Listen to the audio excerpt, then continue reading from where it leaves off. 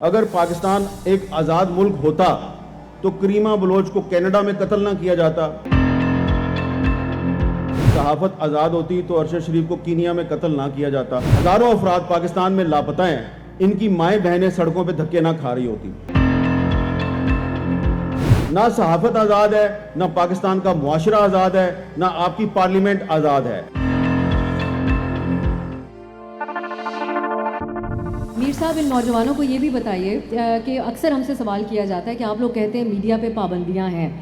اور آپ لوگ وہی ایک تقریر ہے جو آپ لوگ ریپیٹ کرتے رہتے ہیں، حالانکہ ہر بات کہی جا رہی ہوتی ہے۔ اب اگر ہم حقیقتاً دیکھیں تو یوٹیوب پہ اس دور میں یہ جو بھی ایک تقرری ہونی تھی اس کے بارے میں کیا کچھ نہیں کہا گیا، اور اس کا کچھ نہ کچھ ہمیں اثر ٹی وی کے الیکٹرانک میڈیا کے پروگرامز کے اوپر بھی ہمیں نظر آیا۔ تو کیا واقعی آج بھی قدغنیں ہیں؟ اگر ہیں تو کس قسم کی ہیں؟ دیکھیں نا، قدغنیں دیکھیں، میں نے آپ کو شروع سے کہہ رہا ہوں کہ پاکستان کے میڈیا پہ ایک غیر اعلانیہ سینسرشپ چل رہی ہے۔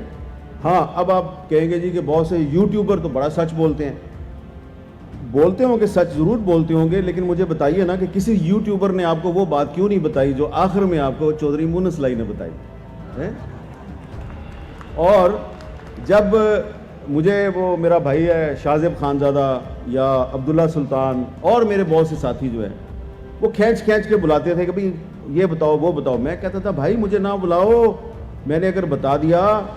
تو میرے ساتھ ساتھ آپ پر بھی پابندی لگ جائے گی۔ تو ایک دن میں نے تھوڑی سی بات بتائی، میں نے بتایا کہ یہ جو کہا جا رہا ہے کہ جناب اسٹیبلشمنٹ کی مدد سے تحریک عدم اعتماد لائی گئی ہے،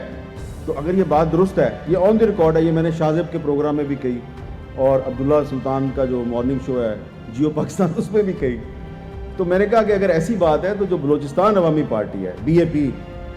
اس کے لیڈروں کو بلا کے یہ کیوں کہا گیا کہ آپ نے عمران خان کا ساتھ نہیں چھوڑنا؟ تو جب انہوں نے کہا جی کہ سائیں آپ نے تو کہا تھا کہ آپ غیر سیاسی ہو گئے ہیں اور ہم اپنا فیصلہ کرنے میں آزاد ہیں، تو ہم نے تو پریس کانفرنس کر کے تو شہباز شریف صاحب کی حمایت کا اعلان کر دیا ہے، تو کل ہم نے یہ اعلان کیا ہے، آج آپ ہمیں بلا کے کہہ رہے ہیں کہ آپ عمران خان کے خلاف تحریک عدم اعتماد سے پیچھے ہٹ جائیں، تو ہماری لوگوں کی نظروں میں کیا عزت رہ جائے گی؟ تو انہوں نے کہا نہیں، یہ تو آپ کو کرنا ہے۔ تو جب یہ تھوڑی سی میں نے بات بتائی تو پھر وہی ہوا، مجھے کہا گیا کہ ہاں ٹھیک ہے، آئندہ سے نہ ہم آپ کو سوال پوچھیں گے، نہ آپ جواب دیا کریں۔ تو بہت لمبی میں آپ کو اور بہت سی مثالیں دے سکتا ہوں۔ بالکل بھی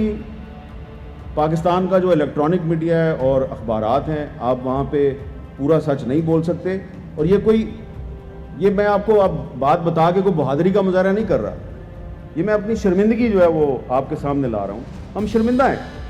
ٹائمز آف کراچی سے جڑے رہنے کے لیے ہمارا چینل سبسکرائب کریں، ہماری ویڈیوز کو سب سے پہلے دیکھنے اور باخبر رہنے کے لیے بیل آئیکن پر کلک کرنا نہ بھولیں۔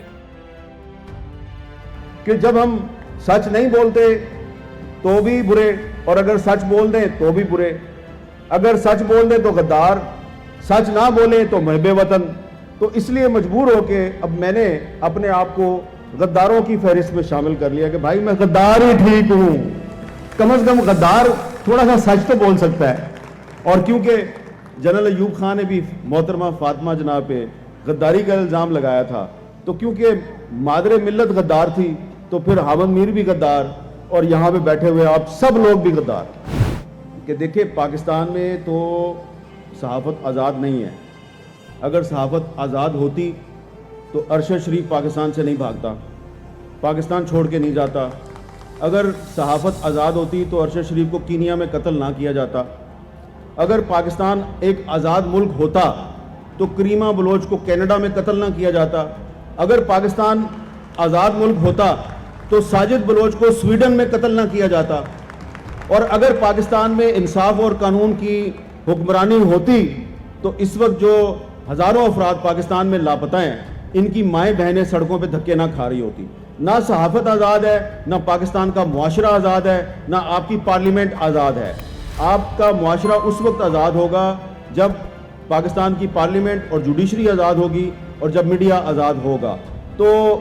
اگر پاکستان میں آپ کو صحافت میں لگ رہا ہے کہ ڈیٹیریوریشن آ رہی ہے، انحطاط آ رہا ہے، تو یہ آپ کو معاشرے کے ہر طبقے میں نظر آئے گا۔ لیکن مجھے تھوڑی سی امید یہ ہے کہ دیکھیں یہاں پہ جو اتنی بڑی تعداد میں نوجوان ہیں اور بزرگ بھی بیٹھے ہیں یہاں پہ، تو یہ سب لوگ آپ کی اور میری باتیں سن رہے ہیں، حالانکہ ہم اس قابل تو نہیں ہیں کہ ہماری باتیں یہ سارے لوگ سنیں، لیکن یہ کسی امید میں آیا نا، اور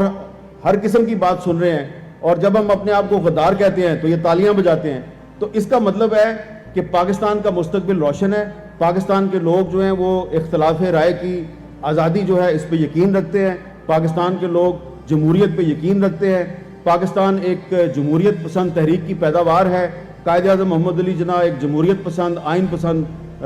سیاستدان تھے. تو اگر ہم قائد اعظم کے راستے پہ چلیں گے تو اس پاکستان میں بلوچستان کو بھی اس کے حقوق ملیں گے، سندھ کو بھی ملیں گے، خیبر پختونخوا کو بھی ملیں گے، پنجاب کو بھی ملیں گے، کشمیر اور گلگت بلتستان کو بھی ملیں گے، اور صحافیوں کو بھی ان کے حقوق ملیں گے. لیکن اگر آپ قائد اعظم کے راستے پہ نہیں چلیں گے تو پھر آپ اور میں اسی طرح جدوجہد تو ہم جاری رکھیں گے. باز نہیں آنا ہم نے اپنی باتیں کرتے رہنا ہے اور مایوسی کا شکار نہیں ہونا.